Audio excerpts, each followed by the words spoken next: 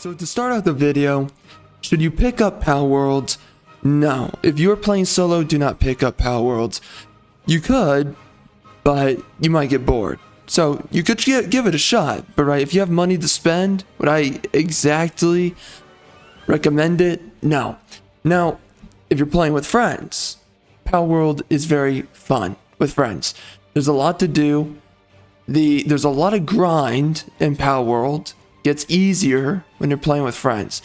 So if you have friends that you're going to play this game with, I would tell you, you don't really lose anything by picking it up. Now, my whole experience with Palworlds, it's kind of strange, right? It's this game that you pick up. It's a lot like Ark Survival Evolved. You run around in an open world. You throw spheres at basically Pokemon. And you capture them, but after you weaken them by attacking them. Okay. There's about 100-ish, 111 of these pals or these little Pokemons, right? In the worlds. Some of them are just variations of other Pokemon. So, unique Pokemon in this game, there's not really that many. I would almost say it's like 60, but despite whatever that might be, however many there are truly that's unique, because I can't really tell, I would say it's 60 out of the 111, I believe, is the maximum number. Palworld's a pretty decently fun game, though. So there's a couple of glitches in the game. You will run into those. It's not game breaking. It doesn't ruin the experience necessarily, but the game is in early development, so there's going to be a couple of kinks and weird notches that you're going to deal with here and there. But it's kind of funny. In this game, you can capture humans, which is a nice little joke that you can have with it. But it's not just that. You can capture the Pokemon, you can also capture the humans. So that's an interesting aspect of Palworld. I would say that the freaking player combat, bro, it's legitimately terrible. You will not be doing damage on your own as the player. All of your damage really is predicated on the pals that you capture.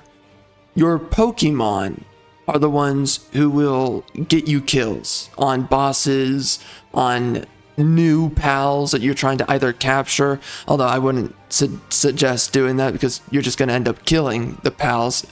So typically you as the player, you want to be attacking pals instead in order to capture them.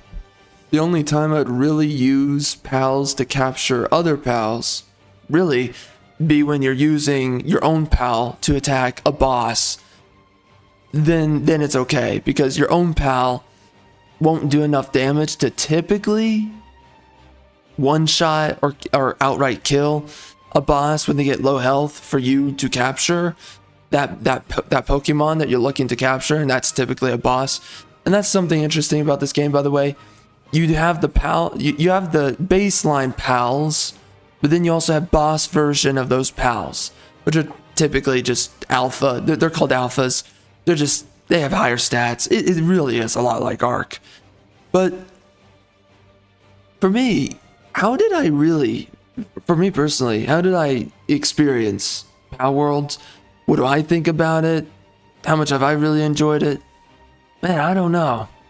If I'm being honest with you, I'm just going to tell you this. It's a very average experience.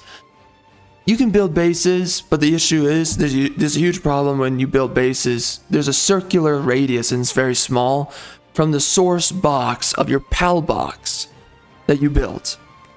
And it's from there that you can actually build a base that does not deteriorate with time. And also, within that domain, your pals will heal. And also, within that domain, you can summon pals to work on your base. Or not, to work on certain tasks within your base. There's certain things you have to build and set up so they can start working. But they can actually grind certain resources for you. So it makes the entire grind of the game a little bit easier, a little bit more manageable, a little bit less annoying. But that's one of the things I don't like about this game in comparison to Ark, because Ark allows you to build anywhere you want and as big of a base as you want. In Palworld, you can only build a base that's, I mean, it's almost as big as a freaking dime in game. It's compared to the entire size of the world that you're in. It's very little space that you can actually build in.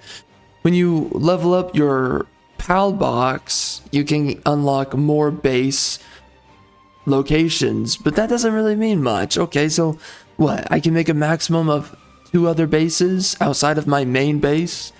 So what? I have 3 bases. It just doesn't really, I don't really like that idea. I don't really like the fact that I can't build a big base. There's a couple of glitches with the bases as well. Your pals will get stuck on the edge of the base and they'll just stop working. They'll stop feeding themselves. They'll stop functioning. So there's a huge issue with that. Your pals are not, well, honestly, it's early access, the game. So you're going to be running into some issues with the pals. They're just going to do some silly things, and there's going to be some weird kinks where they're not really working when they should be working, and it can be a little bit frustrating to deal with, but I hope they fix it. And that's one of the issues, is that this game is in early access development, so how long is it going to be with some of these annoying bugs, like your pals stop working and they start getting hungry? And by the way, when they get hungry, they start accruing injuries. Certain levels of injuries can be heavy injuries or not. It's very expensive to treat them with medicine, so that can be really annoying. So I don't know how long we can expect to wait for some of these fixes, but these are definitely important fixes. And it will bother you when you're playing the game. But yeah, you know, outside of that though, the combat between the pals, not very interesting. I would actually have to heavily criticize it. The pals, what they will do is that they have these pre-established fighting patterns.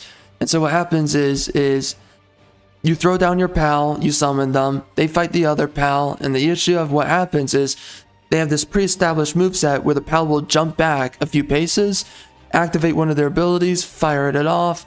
It's typically ranged, and then they do damage, and then they just sit there and they'll idly walk back and forth as if they're skulking around their opponent before they activate another ability, or they close in a little bit, then they jump back, then they fire off an ability again. It just feels like a very stiff kind of gameplay. If I'm being honest, I have some other ideas of how it could be better of the gameplay. Just it really should have been made more dynamic, the way that the pals fight, the way the combat flows. There's not a whole lot of versatility, right? Really at the end of the day, you're just watching your pals fight the other pals. That's the whole game. And it's weird that they wanted to give the player any option of being involved with the fights when you barely do any damage. Well, why? Why am I doing any damage when it's minuscule and it's really my pals who do anything? Right? It's silly. It doesn't need to be there. And if it's going to be there, the way that the pals fight dynamically in real time, along with you, well, the combat should be a lot more dynamic. There should be more mobility. The pals should fight each other a little bit, honestly, a little bit faster. They take way too long, and again, their animations should be played out in a much more versatile manner that makes the combat feel more fluid and also more alive. I will say this, the game looks beautiful. I think this is on the Unity engine or the Unreal engine, whatever it is. The lighting looks great. The textures are pretty decent, especially for like a more cartoony game. It's fine. It does the job. Something that I mentioned this earlier, but something that's kind of funny is that there are these syndicate thugs or human NPCs in the game that have guns. And basically what they do is that they just run around and they'll shoot up your different pals, different Pokemons. They'll shoot you or your pals. So it's kind of, they're not really like the most interesting fight. They basically lock onto you or whatever their target is. There's an audio cue that sounds of them locking their target, and then it typically sounds like a a magazine being reloaded into a gun, and then they will shoot at whatever their target is after like 5 seconds. They wait a long time, but it's different types of enemies, right? And some of them, by the way, have grenades, but it's different type of enemies. I guess whatever you want to say that might be decent about that, or okay, I don't know. It doesn't really mean anything to me. It's not really that compelling. And that's one of the biggest ticks I have, is just the combat in the game. It's just really not that compelling or fun. Again, there should be more mobility in the combat. And not just mobility, but probably also a little bit more dynamics of status effects, or something beyond just basic attacks. So I have some of those criticisms. There's ways that they can just make the combat a little bit more engaging, but I don't know how big the studio was that worked on this game. I'm pretty sure they weren't that huge. What, they're called like Palworld or whatever? They did a decent job with this game for whatever it is. It started off, as I understand, as like a mod. I think as a joke mod for Pokemon. And then they went out of their way to actually make this game. So whatever it is, I definitely welcome the competition in the market that they provide, especially with or against Pokemon and Temtem. Now, one issue that this game does commit to is the whole body type 1 and 2 bullcrap, right? We can't just say male and female. We have to do the stupid body type 1 and 2. Alright, that's stupid. It's woke. But, and another woke element of this game is that they make the women basically the equivalent to gym trainers, which are these tower bosses, pretty much. I would almost say, at least for me, the majority of them that I've fought so far in the game, they've all been women. Okay? Another layer of feminism, another layer of wokeness just thrown into the game. Maybe not another layer of feminism, but kind of. I mean, they also have female mercenaries in the game, which is just silly. It's stupid. This kind of egalitarian woke bullcrap that they throw into games, it's just unnecessary. Stop it. But the game has little elements of wokeness. It's annoying, but anyway, that's the towers. Basically, you walk up to a tower. You can go in there with your friends. There's a countdown to go in, so you can queue up, and then you get in there, you fight the boss. You can capture, I believe, or maybe in certain towers that I've gone through, I've been able to capture some of the bosses, their pals that you fight. So I got one that was called like the Bushy or whatever. Basically a samurai pal or Pokemon. So it was kind of interesting, but kind of a cool Pokemon to pick up. Not like he was super unique. It's just compared to everything else in the world, in the game, it was cool. But anyway, the gym trainers, though, not too bad to fight. The AI is kind of stupid, so it's easy to actually lock it up and avoid a lot of its attacks. The biggest problem you're going to have is whether or not your pals are strong enough to fight those trainers or the tower bosses. And that's the only issue. One of the other issues I have though with this game is leveling up is annoying in Palworld, because basically you either have to run around the world and kill like thousands of pals. That'll take forever. It's annoying to level up. You could build, but you barely get any experience for building. Or you can capture, and the main way that the player levels up in this game is by capturing pals. What's the issue with this? It's freaking boring and repetitive. To capture the same pals, you get a bonus up until the 10th pal that of the same type that you've captured. And it just gets boring after a while that you've captured your 10th Chickapee, you've captured your 10th Cativa, and all these random different pals. It's just annoying, and it's not a very engaging or fun way to level up in the game. And so for that one reason, I have a lot of criticism for the leveling system in this game and the entire leveling mechanic that they threw in. It's a bunch of busy work. And that's one of the things I really have to say about the game is this game does feel like one of those games that has, right, this huge open world, but it's just a lot of empty space.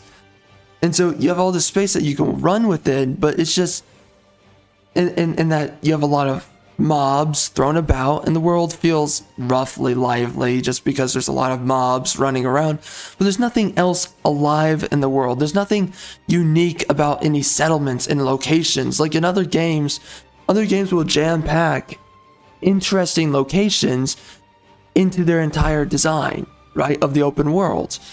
But one of the issues with these types of games that are very lazy open worlds is that it just gives you, basically, they just design a bunch of terrain, they throw in a bunch of mobs to run around aimlessly alongst that terrain, and that's it.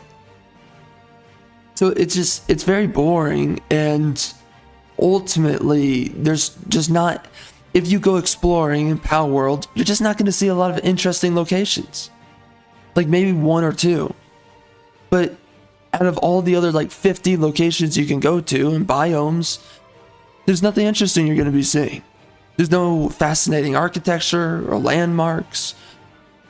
So that's kind of an issue with this game. Maybe it'll get better, but we are right now, as of now, we are reviewing the game based upon it coming out in early access. So as of this date. And what I have to say about this game is, it's just a lot of elements that are just not very impressive.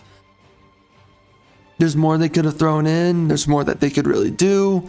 There's a lot that's very empty about the experience. And a lot of it's going to be about you making your own fun, because a lot of this world is just fundamentally, it's not interesting. And especially if you're playing alone. Again, you're making your own fun with this game. If you're playing alone, you're going to lose interest quickly. It's going to get redundant and repetitive very quickly. And I don't know how anybody would really stay in the world of Palworld for very long.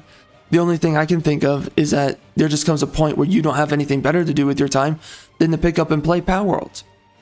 It gives that little value back to you, the player.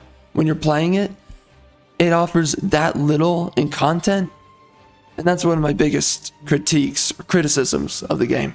But outside of that, right, it's a fun game. For the most part, it's competently made. The game looks pretty. You'll have some level of fun for like the first, I would argue, 8-10 hours. And then after that, it gets very repetitive, very boring. So, and I guess the only way that you could justify playing it past 8 or 10 hours is if you have nothing better to do. Or maybe there's just, you have a certain game plan of just how to jam pack within each hour that you're playing, how to get the most value out of playing the game, right? To see new content. But even then, I would say it's not really well worth it. But, you know, definitely give it a shot. That's one thing I will say. If I had to give this a numerical value, it would probably be a 7 out of 10. It's just an above average game. But I would say that you definitely give it a shot. It's a worthwhile experience. It's basically Ark, just cute animals rather than dinosaurs that are going to maul you apart and look menacing. Just a difference of visual value to this game. And if you're playing this game with friends, then it can be a lot more fun. But, you know, a lot of games are a lot more fun with friends in general. So, how much does this game really offer? I don't know. But again, I say that this game is only around 8 to 10 hours. But if you're playing with friends, I could see this being up to 20, 25 hours of good gameplay. Maybe even 30. And that's just because of all the content in the game. And you will be going through the content, of course, much faster if you play with friends. So, anyway, those are my thoughts on Palworld. I thank you for joining me on this video, for making it this far, and I will catch you on the next one.